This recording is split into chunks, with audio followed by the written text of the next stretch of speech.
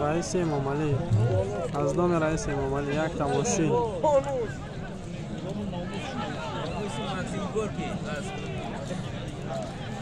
یک دست دارم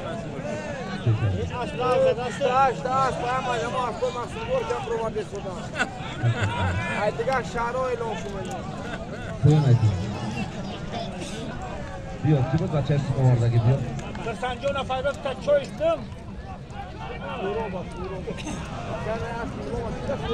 ماشین رفته است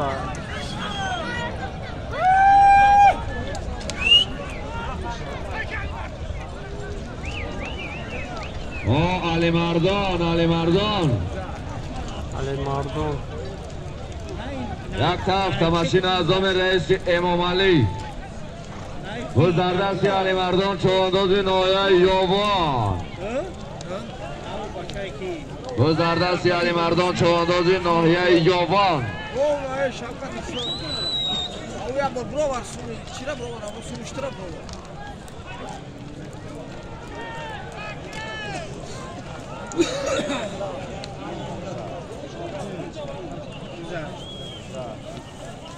پایان میکنید 400 تومان پول از نام کی بودی بچم؟ از نام اکای انور از دهه چی؟ نام تاجیکی که 400 تومان پول او در یک طرف تماشین بود کلیت موشی شبتی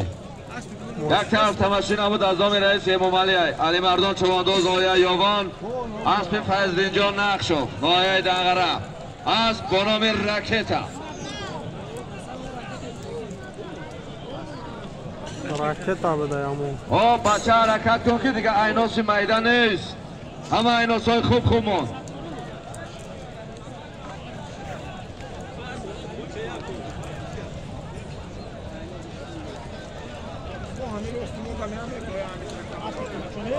باید یک طرف تماشین بود از نام رئیس امام علی علی مردان چوانداز نایه یوان اسب نایه دنگره اسب فیضدین جان نقشوف